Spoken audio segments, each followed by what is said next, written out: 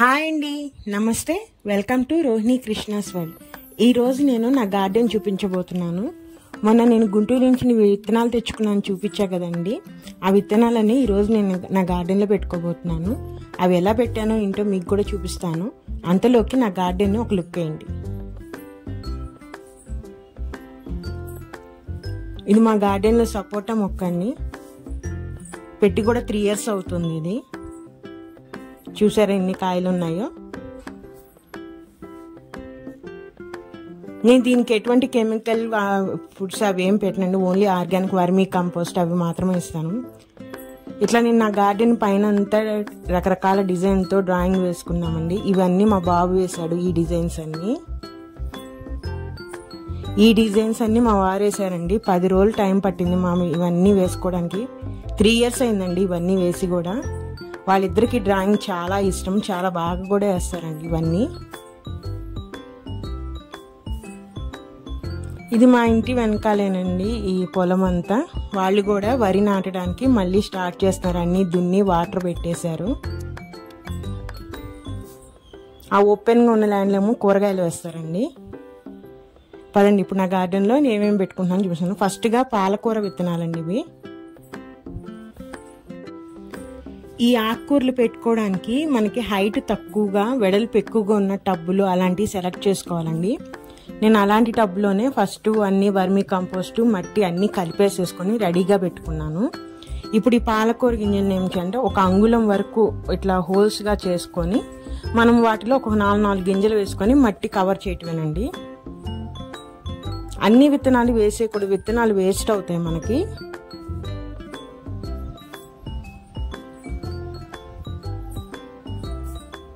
ఆ విధంగా ఒక్కొక్క అంగుళం వరకు నేను చిన్న హోల్లా గుంటలాగా చేశాను కదా, దాంట్లోకి ఒక 4 విత్తనాలు వేసేసుకొని మట్టి కవర్ చేసేసేయాలండి పైన.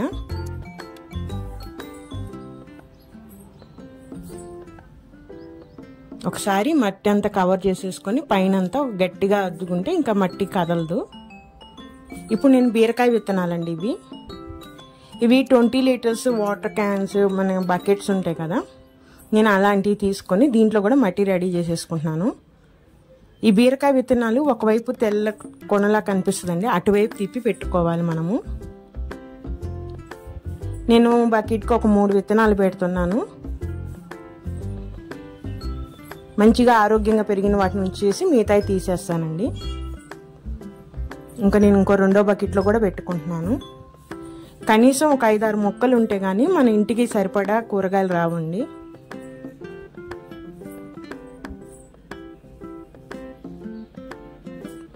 ఇవి చెమ్మకాయలండి.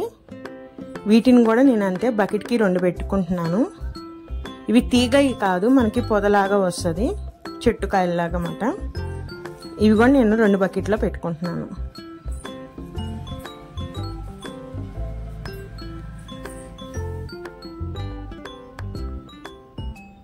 ఇవి హైబ్రిడ్ ధనియా అండి, కొత్తిమీర విత్తనాలు. ఇవి హైబ్రిడ్. వీటికి కూడా అంత వెడల్పు తక్కువగా ఉన్నది ఆ టబ్బు తీసుకొని సెలెక్ట్ చేసుకొని మొత్తం ఇలా పోసేసుకొని పైన మట్టితో కవర్ చేసేసేయాలి. ఈ హైబ్రిడ్ ధనియా ఏంటంటే మనకు ఒక్కసారితో అయిపోదండి, కట్ చేసేసుకుంటే మళ్ళీ వస్తూనే ఉంటుంది కొత్తిమీర అనేది.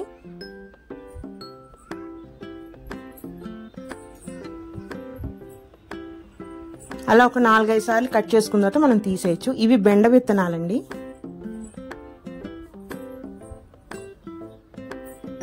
వీటికి కూడా నేను లోతు ఎక్కువగా ఉన్న టబ్బులు సెలెక్ట్ చేసుకుంటున్నాను. వీటిని కూడా సేమ్ అట్లానే 1 అంగుళం వరకు అట్లా గుంటలా చేసుకొని దాంట్లోకి నేను 2 విత్తనాలు వేసుకుంటున్నాను. మనం వేసిన విత్తనాలన్నీ మొలకెత్తుతాయని తెలియదు కదా, అందుకని పెట్టుకునేటప్పుడు మనము ఎక్కువగా పెట్టుకొని అవి మొలకెత్తిన తర్వాత ఆరోగ్యంగా ఉన్న మొక్కలు ఉంచేసి మిగతాయి తీసేస్తే ఇవన్నీ బాగా పెరుగుతాయండి.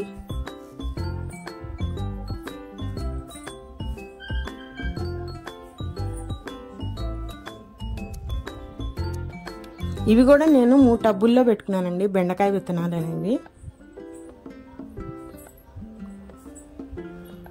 ఇంకో ఈ బకెట్లో కూడా పెట్టేస్తున్నాను.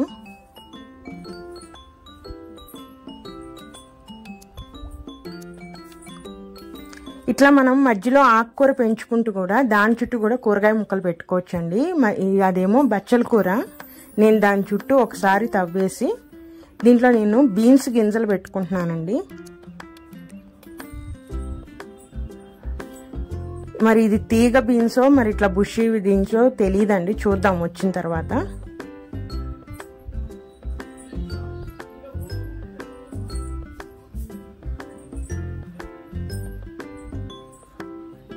నేను 4 విత్తనాలు పెడుతున్నానండి. ఇవి కూడా నేను 2 టబ్బులకు పెట్టుకున్నాను.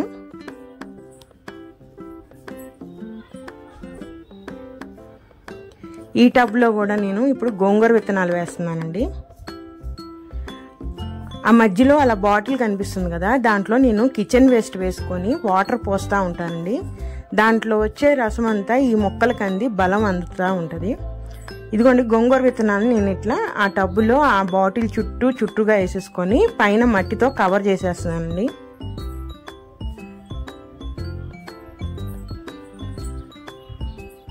ఒకసారి మట్టితో కవర్ చేసిన తర్వాత గట్టిగా ఇట్లా చేతితో ఒత్తేస్తే మనకి మట్టి ఇంకా అటు ఇటు చెదరండి నీళ్ళు కొట్టినప్పుడు.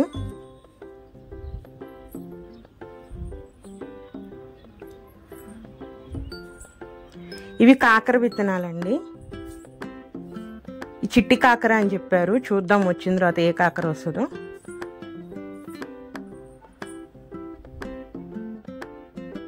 వీటిని కూడా నేను ఈ టబ్లో పెట్టానండి. అదంతా తోటకూర, నేను వేయలేదు. ఒక్కసారి మన గార్డెన్లో తోటకూర పెట్టుకుంటే ఇంకా ఆ గింజలు పడి మనం వేయకపోయినా వస్తూనే ఉంటుందండి.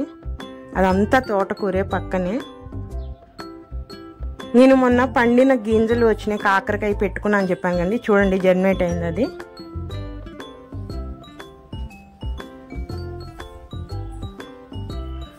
ఇది కూలర్ టబ్ అండి. ఇది కూడా లోతు ఎక్కువగా ఉండదు కానీ వెడల్పుగా ఉంటుంది. నేను ఇది కూడా మట్టి అంతా తవ్వుకొని దీంట్లో నేను మళ్ళీ చుక్కకూర గింజలు వేస్తున్నానండి.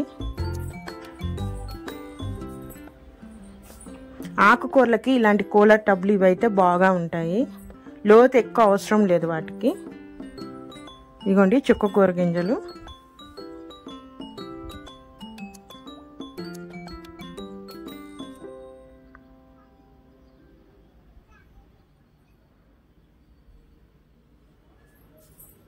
ఇవి కూడా అట్లా వేసేసుకొని మట్టితో మొత్తం కవర్ చేసేయాలండి.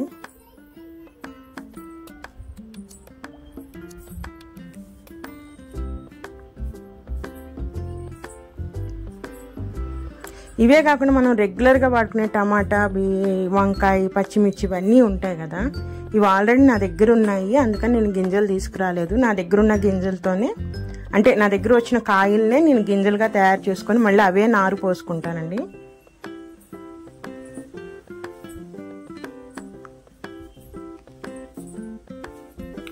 ఇప్పుడు మన ఇంట్లో ఉన్న ఎండుమిరపకాయలు ఉంటాయి కదా, ఆ గింజల్ని మనము వేసేసుకుంటే వచ్చే నారుతో మనం పచ్చిమిరపకాయల చెట్టు మనం రెడీ చేసేసుకోవచ్చు.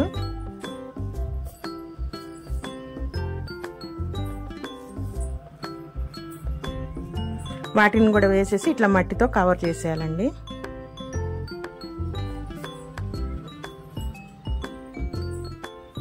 ఈ పూలు సీజనల్ పూలు అండి. ఇవి చలికాలంలో పూస్తాయి. కాకపోతే మనం ఇప్పుడే నారు రెడీ చేసుకొని మొక్కల్ని రెడీ చేస్తే రైనీ సీజన్ అంతా పెరుగుతాయి. మనకి చలికాలం రాగానే పువ్వులు స్టార్ట్ అవుతాయండి పూయటం అనేది. వీటిని కూడా ఇట్లా ఆ పూలని ఎండిపోయిన పూలని మనం కలెక్ట్ చేసుకొని నేను దాచిపెడతానండి. ఇప్పుడు వింటర్ సీజన్కు రెడీ అవ్వాలి కాబట్టి ఈ రైనీ సీజన్లో నేను నారు పోసేసుకుంటాను వాటిని. సేమ్ అవి కూడా అంతేనండి. పువ్వులన్నీ ఇట్లా విచ్చదీసేసి దాని మీద మట్టితో కవర్ చేసేయటమే.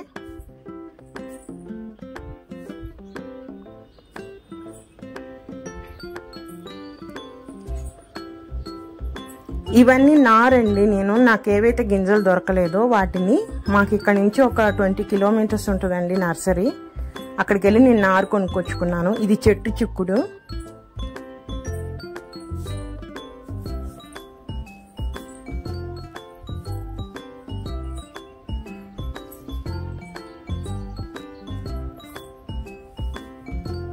రకరకాల మొక్కలను బట్టి రేట్లు ఉంటాయండి. టమాటా మొక్కలు అయితే 1 రూపీ నుంచే స్టార్ట్ అవుతుంది. ఇంకా వేరే రకాలైతే 3 రూపీస్ 5 రూపీస్ వరకు కూడా నారుదు ఉంటుంది. ఇవి బెండ విత్తనాలండి. నేను మొన్న సమ్మర్ కొంచెం అయిపోగానే పెట్టాను, ఆల్రెడీ మొలకెత్తినాయి అవన్నీ. ఇవి వంగనారండి. నేను చెప్పాను కదా నా దగ్గర ఉన్న గింజలే పోసి నారు పెట్టుకుంటాను. నేను ఆల్రెడీ పెట్టేశాను, వచ్చేసినాయి వంకాయ కూడా. ఇలా అన్ని గింజలు పెట్టగానే ఇట్లా వాటర్ అనేది ఇట్లా షవర్ లాగా పోయాలండి. అప్పుడు గింజలకు అటు ఇటు కదలకుండా మనకి కరెక్ట్గా మొలుస్తాయి కూడా. చూసారా వంకాయ పోసాను నేను అప్పుడు. వంకాయ నారు మొత్తం వంకాయ, ఇవేమో పాత వంకాయ చెట్లు అండి నాయి, అంతకుముందు సీజన్లో పెట్టినవి ఇవన్నీ. ఇదేనండి ఈరోజు వీడియో. మరొక మంచి వీడియోతో